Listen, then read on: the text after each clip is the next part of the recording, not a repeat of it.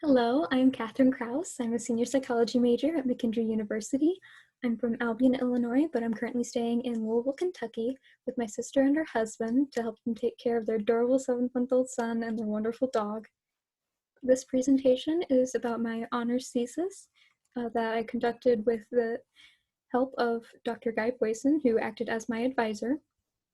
It's named The Relationship Between Social Media, Depressive Symptoms, and Personality.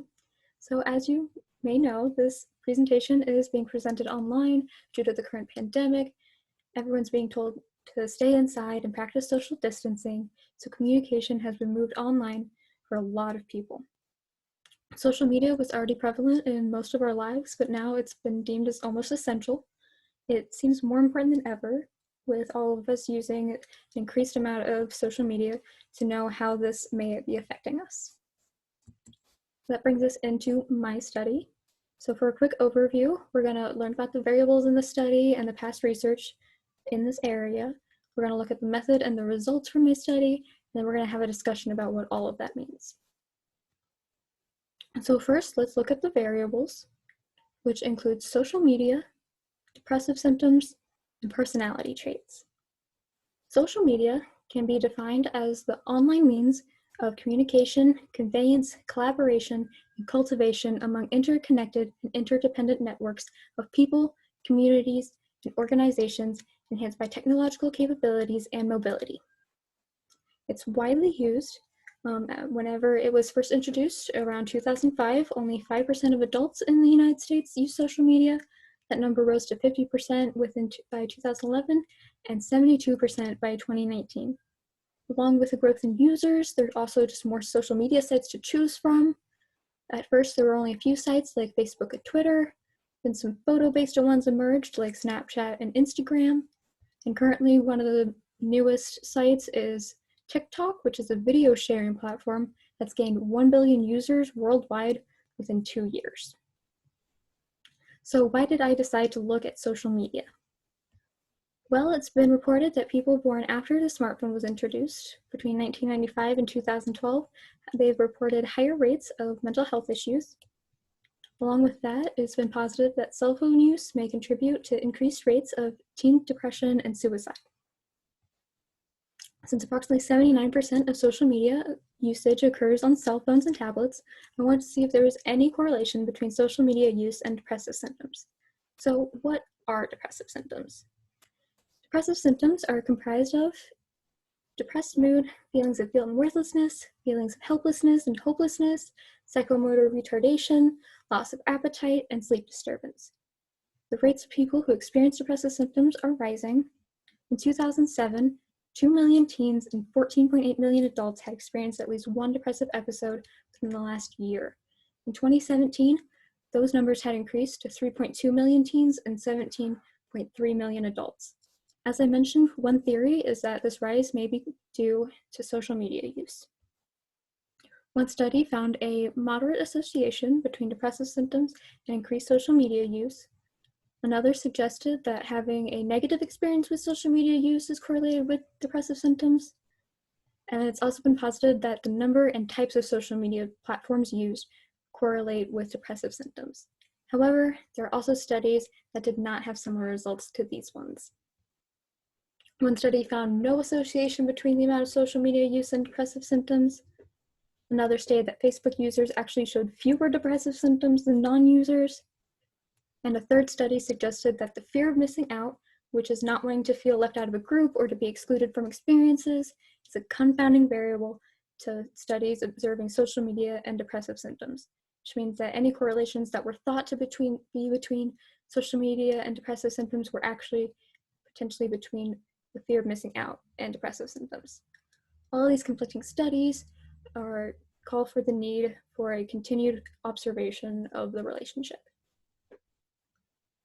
I also wanted to learn more about the relationships between personality traits and social media and depressive symptoms, as there have only been a few studies regarding this topic. So I used the Big Five model to describe personality traits, which consist of extroversion, agreeableness, conscientiousness, emotional stability, and openness to experiences. So extroversion is when a person that is people-oriented and often able to convey themselves to others openly. The scale I used to measure this trait, the TIPI, used words like extroverted and enthusiastic to describe it. Agreeableness is a person that does not wish to disagree with others and often allows others to control situations. TIPI used the words sympathetic and warm to describe agreeableness. Conscientiousness means to be aware of and focused on completing one's goals. It's also been called dependable and self-disciplined. Emotional stability is one's capability to regulate their emotions. It has been referred to as calm and emotionally stable. So for openness to experiences, it's a desire to encounter new opportunities. And the TIPI uses the words open to new experiences and complex to describe this aspect. So as I mentioned, there have been a few studies that observed the relationships between personality traits and social media and depression, and they found that social media use correlates positively with extroversion, agreeableness, and conscientiousness, negatively with emotional stability, and that openness to experiences positively correlated with general social media use. However, it negatively correlated with news-related social media use. Depressive symptoms were correlated with personality traits negatively by extroversion, agreeableness, and conscientiousness, positively with neuroticism, which means having low emotional stability, and there was no correlation found between the openness to experiences and depressive symptoms. Now that we've gone over what our variables are and what past research has said about them, we're going to look more closely at my study. So I used a correlational design that had the variables of overall leisure, not work-related social media use, depressive symptoms, and personality traits. So for my social media sites, I asked people about their time spent on 8 of them. I chose Facebook, Twitter, Instagram, Snapchat, Pinterest, TikTok, Tumblr, and Reddit. These were chosen because they were well-known platforms that really fit that earlier mentioned description of social media, as they were used for communication and information sharing. So I made 3 hypotheses for this study. My first one was that social media use and depressive symptoms would positively correlate. In other words, as social media use increases, so too does depressive symptoms. My second hypothesis was that social media use will correlate positively with extroversion, agreeableness, conscientiousness, and openness to experiences, and negatively with emotional stability. In other words, as social media goes up, all 4 of those personality traits would also go up, but when social media use went up, emotional stability would decrease. For my third hypothesis, it was that the depressive symptoms will correlate negatively with extroversion, agreeableness, conscientiousness, and emotional stability. So as depressive symptoms go up, all 4 of those personality traits would decrease. Along with these hypotheses, they were all chosen because of conflicting results in other studies, and so I wanted to see if I could create a clear depiction of the relationships between these variables. So we're going to go over how I conducted my study. My participants were found by convenience sampling undergraduate students here at McKendree from some introductory level courses. I had 152 in total, however 3 of them were excluded because they failed attention measures, and it was split pretty evenly between the genders. It consisted mostly of freshmen and sophomores, and the age range was from 18 to 23 years old, with the average being about 19. It was also a mostly white population. So participants were voluntarily taking the survey, and they received no compensation from me for their participation. Participants filled out a survey that comprised of a social media use measure that I created, and then 3 validated scales to measure personality traits and depressive symptoms. So for my social media use section, I used 2 questions, one free format and one fixed format. And the first question asked participants approximately how much time, rounded to the nearest hours per week, do you spend on each site? Only report times on sites you actively use more than simply owning an account for personal/leisure use only. Do not include accounts for work or school purposes. Next question asked participants to report how often they use social media sites in a certain way in terms of posting content, viewing content, and communicating with others on a Likert scale of 1 meaning never to 5 meaning every time. As I mentioned, to measure the personality traits, I use the 10-item personality inventory, or the TIPI. It is a 10-item measure consisting of 2 words in each item that were either both a synonym for one of the personality traits or they were both an antonym.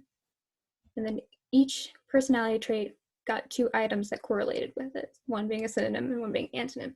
So all those examples I gave earlier were all the synonyms for each of the different personality traits.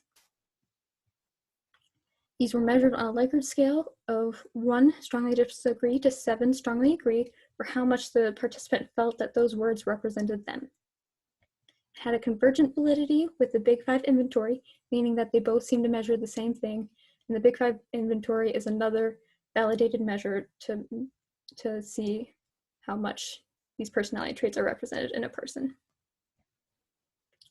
And it also showed to have a test-retest reliability, meant that participants took the test once, and then 6 weeks later they took another test that was the same one, and those 2 tests correlated with each other even between that break, meaning that it was a reliable test. So to know more about people's outlooks, I used the International Positive and Negative Affect Schedule short form, or that IPANAS-SF. It had 10 items that each consisted of 1 word. 5 of the items were positive and 5 of the items were negative, and they were on a Likert scale of 1 meaning never to 5 always. And so that was used to measure how often that the participants felt that way about themselves for that particular item. It had a convergent validity of the positive affect part, correlated positively with subjective well-being and happiness. However, it negatively correlated with the negative affect, meaning the positive showed positive feelings, while the negative did represent negative feelings. It also had a test-retest reliability. However, this one was after 8 weeks, and it had a little bit of a stronger correlation, so it's very reliable. To measure depressive symptoms, I used the Center for Epidemiologic Studies depression scale. It has 20 items that describe a way that a person may have felt. They use a Likert scale of 0, meaning rarely or none of the time, less than a day, to 3, more all the time, 5 to 7 days, for how often a person has felt that way in the last week.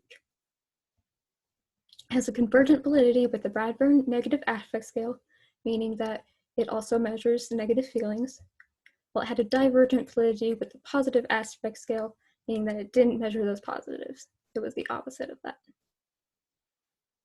So for my procedure, I distributed the survey online using Google Forms. It began with an informed consent. It contained demographics, and then from there on, there were 2 versions of the survey, as I wanted to reduce the effects of reactivity. So on one form, the social media section was presented first, and then that was followed by depressive symptoms and personality traits. In the second version, depressive symptoms and personality traits were given first, and then the social media section followed last. However, very last was the debriefing, which told participants the true meaning of this study, and then the longest that anyone took to take it was about 15 minutes. So now we're going to see how all of this turned out. For all of my tests, I used a Pearson's R correlation to see if there was any significant relationships between the items. So remember that my first hypothesis was that social media use would positively correlate with depressive symptoms. In this table, stars indicate significant correlations. As you can see, if you look in this column, none of the correlations involving social media use were significant, which means that my first hypothesis was not supported. My data did not show depressive symptoms increasing as social media use increased. My second hypothesis was that social media use would positively correlate with extroversion, agreeableness, conscientiousness, and openness to experiences, and negatively with emotional stability. Again, if we look at that column, it shows that there were no correlations between social media use and the personality traits, which means that my second hypothesis was also not supported. My third hypothesis was that depressive symptoms correlated negatively with extroversion, agreeableness, conscientiousness, and emotional stability. Looking at the bottom 3 rows, we can see that many of the correlations between depressive symptoms and personality traits were significant. As you can see, if you look at that second column, only agreeableness did not correlate with at least 2 aspects of the depressive symptoms, and it means that my third hypothesis was mostly supported. So the idea that as depressive symptoms increase, extroversion, conscientiousness, and emotional stability decrease was supported. However, agreeableness was not shown to be negatively correlated. Instead, it was either positively correlated or it didn't correlate with depressive symptoms, which does not support that part of my hypothesis. So what does all of this mean? Well, to recap, no correlations were found between social media use and depressive symptoms and personality traits. However, negative correlations were found between depressive symptoms and all but one personality trait, agreeableness. Even though none of my hypotheses were supported, other studies, which are listed here, have received similar results. It could be that these studies were more accurate than the ones I based my hypotheses on, and that there simply is no relationship between social media use and depressive symptoms and personality, or a relationship may exist, and my social media measure did not work as I had intended it to. Other studies has used a similar method of asking how much time was spent on the platforms, but it's possible that my participants were not able to accurately estimate how much time they spent on social media in a week. Along with a possibly faulty way of measuring social media, there are other limitations to my study, especially in generalizability.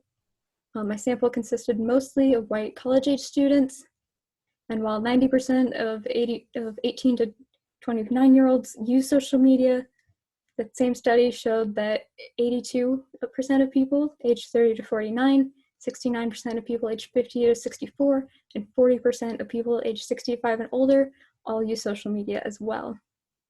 So there are clearly many groups I did not get to include in my sample. My results were probably not generalizable to the population, which for me only included adults, as I didn't even include anyone under the age of 18, so that's even further people that were not able to recognize within this study. So looking forward to future studies, I would like to see other studies find alternate ways of measuring social media use. As I mentioned, I'm not certain that my method was very accurate, so I believe there should be more focus on accurately measuring this variable. I've read some studies where instead of using a week, they just ask for it in the last day. There's other ones that they use Likert scales instead for approximating how much. There's also the option of maybe going through and asking participants to look at their phone records to see how much time they actually spend on social media. There's many options and they should be looked into. But if we look solely at the results of my study, it does suggest that maybe more focus should be put on other factors that could have changed in the last 15 years that could explain the increase of symptoms of depression. The world is constantly changing, as we've all been learning during this pandemic, so there could be something else affecting us that just isn't obvious as social media in changing our lives. So thank you very much for listening to my presentation. Hopefully you're feeling better about the amount of social media you're using while you're stuck at home, since, at least according to my study, it shouldn't increase any symptoms of depression. If you have any further questions about this study or would just like to discuss it more, please feel free to email me at catherine.kraus17@mckendree.edu. And once again, thank you so much for listening.